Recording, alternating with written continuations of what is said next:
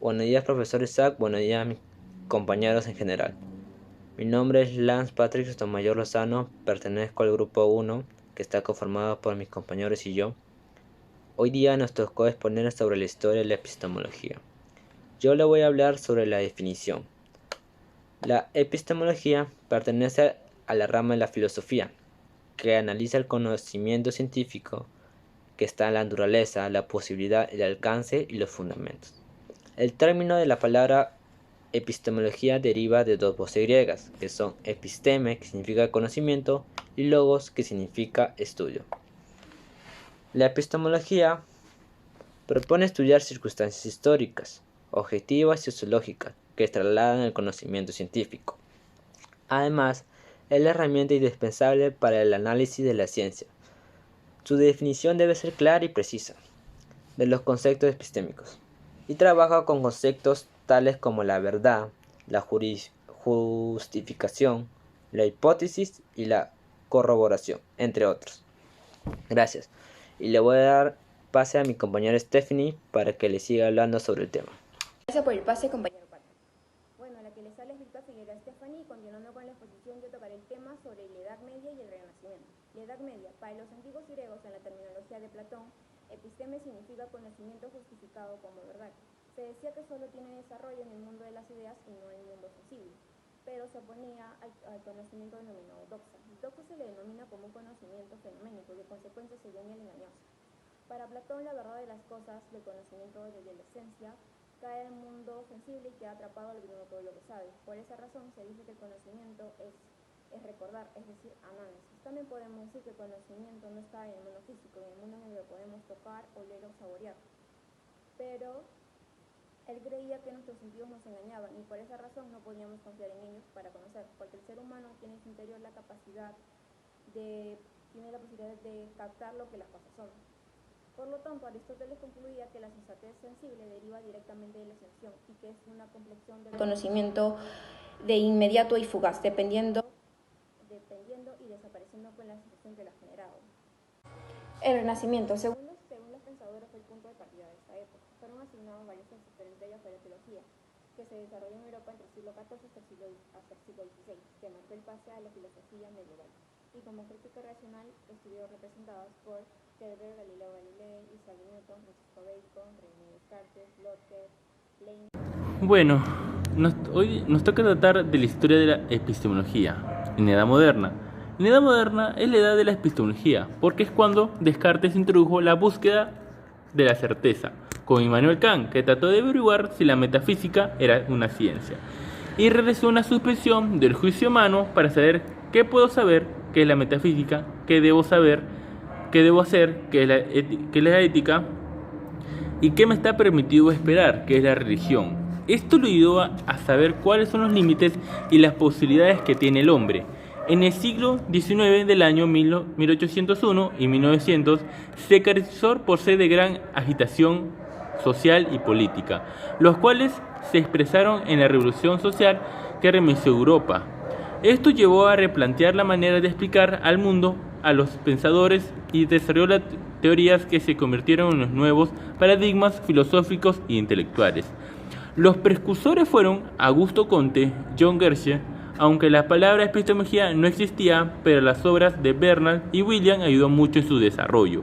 Al principio hubo una gran discrepancia de lo que significaba epistemología.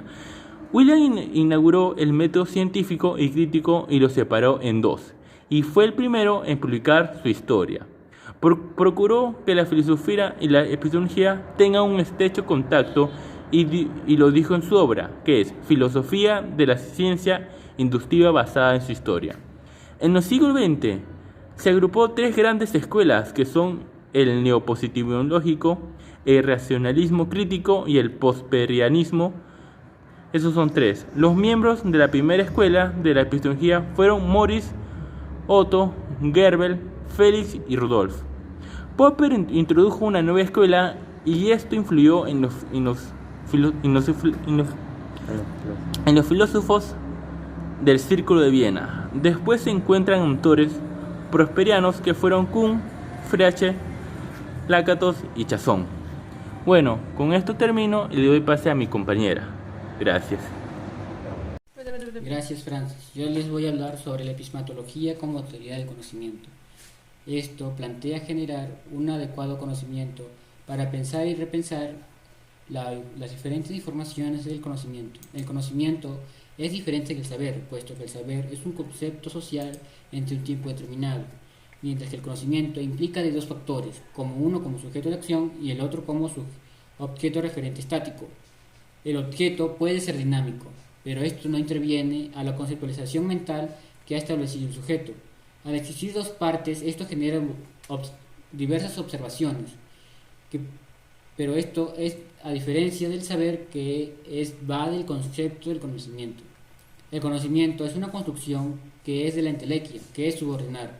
Desde la antigüedad, los filósofos han construido diferentes formas del conocimiento, como primero la fenomenología del conocimiento.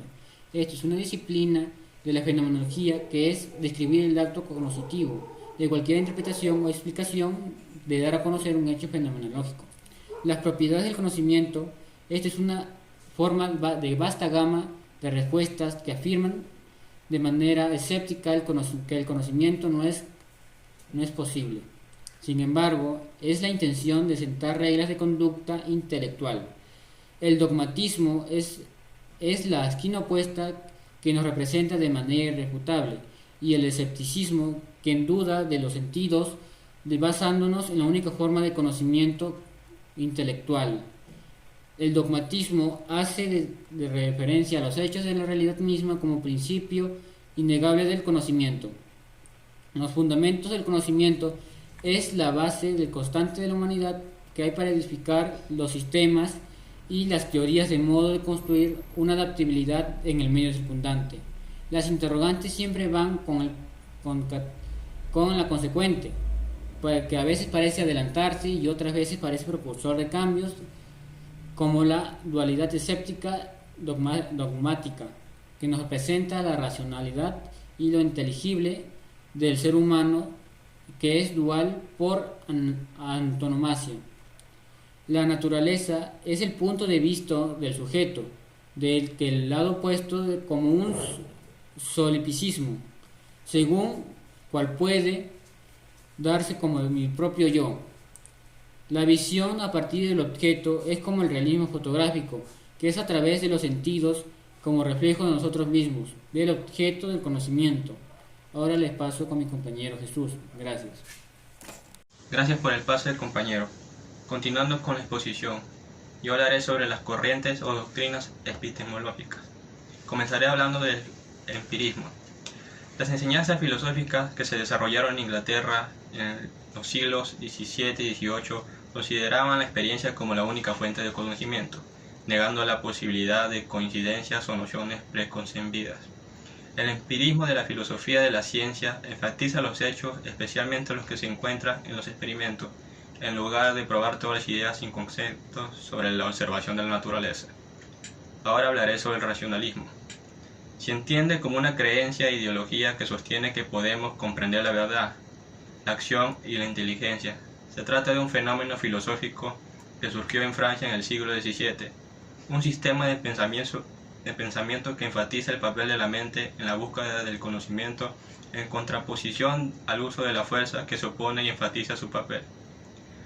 Ahora hablaré sobre el escepticismo. Desde un punto de vista teórico, el escepticismo es una doctrina del conocimiento según la cual no hay ningún saber fijo y no puede haber opinión alguna. Desde un punto de vista práctico, el escepticismo se caracteriza por negarse a seguir ciertas ideas al suspender un juicio, salvar a una persona y traerla tranquilidad. Ahora hablaré sobre el relativismo. El relativismo es una posición o teoría que niega la existencia de la realidad y piensa que todo es controvertido y que todo depende de una opinión. Una posición filosófica que sostiene en algunos aspectos que no existen hechos claros o normas del mundo que sean comunes a todas las culturas humanas. En general, hablamos de comunicación interpersonal sobre un tema en particular, por eso hablamos de relaciones culturales, relaciones y de relaciones lingüísticas.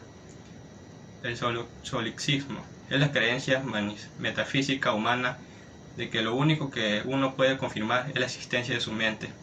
Se desconoce la realidad que lo rodea y no se debe superar en ninguna parte del estado mental, Por lo tanto, todos los objetos, personas, etc., que uno experimenta serían meramente emanaciones de su mente, y por lo tanto la única cosa de lo que podía tener seguridad es de la existencia de sí mismo. Culminando con el constructivismo. Afirma que nunca se puede conocer la verdad y su esencia. Cuando sabemos algo, ordenamos la información de la realidad en una percepción o proceso espiritual, aunque entendemos de una manera que tal no es tal. Se basa en nuestros sentidos y datos, en lugar de reflejar lo que está fuera de nosotros. Por tanto, la ciencia solo proporciona una cercanía a la realidad que no podemos alcanzar. Gracias. Ahora le cederé la palabra a mi compañero José. Fundamentalmente, la función de la epistemología son 4. Estudiar los límites del conocimiento. Generalmente una persona se pregunta por qué sobre algo. Un ejemplo sería una persona va donde un mecánico y le realiza preguntas ¿por qué pasa esto? ¿Por qué mi carro consume mucha gasolina, mucha agua, etcétera? La segunda vendría a ser evaluar metodologías.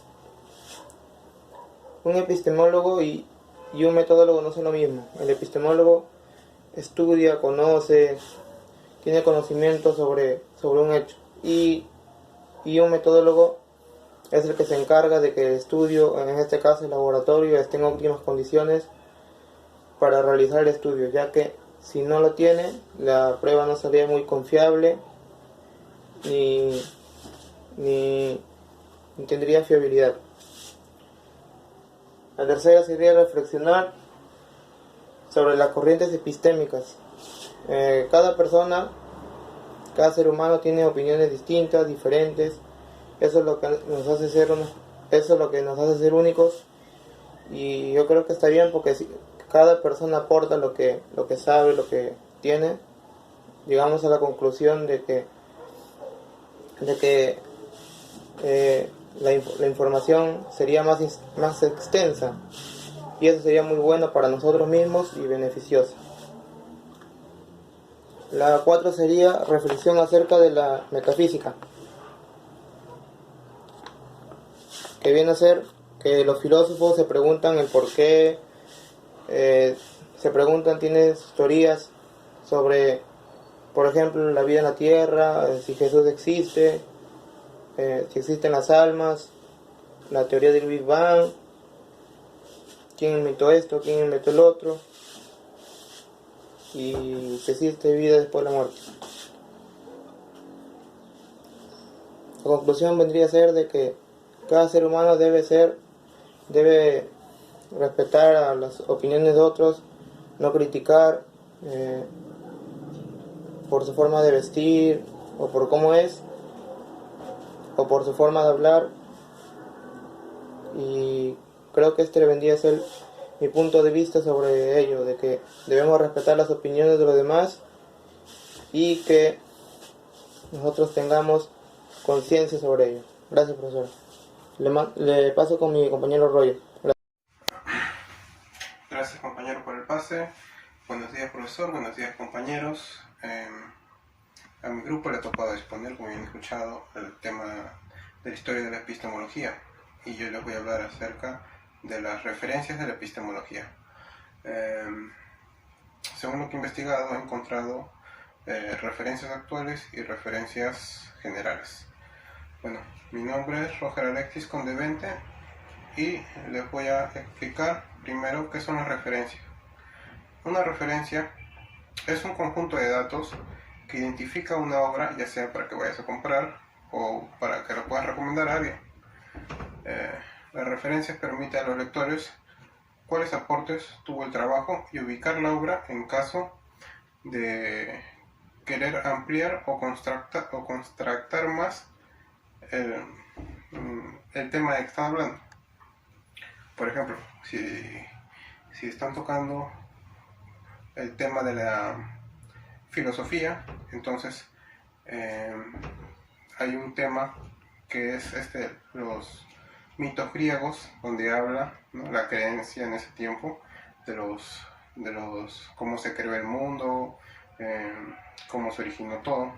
Y bueno, mediante los mitos, las personas en esa época griega empezaron a darle respuestas míticas o fantásticas, como decían. Entonces, y bueno, eso habla también, ¿no? Como lo puedes encontrar en un libro que es la mitología griegas, ¿no? Que en ese tiempo era como su religión de ellos. Bueno, aparte de eso, los datos básicos que constituyen a la referencia entre la normativa estándar de la APA son, por ejemplo, responde a las cuestiones como quién, cuándo, cuál obra y dónde la publicó. Esa es la referencia según la normativa de APA. Las referencias actuales tenemos lo que es al actor Juan José Botero. Tenemos también lo escribió Ramos y la señora A. Rosas, quienes fueron los que escribieron la obra Mentes Reales, las ciencias cognitivas y la naturaleza de la mente, que es una obra. Y entonces esa obra fue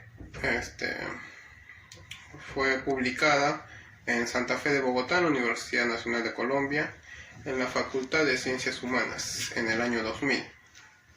También tenemos otra referencia que es Dancy Roberto, que también publicó la obra de Introducción a la Epistemología Contemporánea en España, Tecnos, en el 2007. Bueno, y en las ciencias generales tenemos a lo que es Bacon, Franklin Bacon, el avance del saber, que lo publicó en Madrid, Alianza, en 1988. Y también tenemos a Mario Bunge, que publicó la obra de la investigación científica, sus estrategias y su filosofía, que lo publicó en Barcelona, en Ariel, en 1975. Esos son solamente unos pequeños, solo son unas cuantas referencias, porque en realidad son muchísimas más. Me despido. Gracias, profesor. Gracias, compañeros. Eso ha sido todo.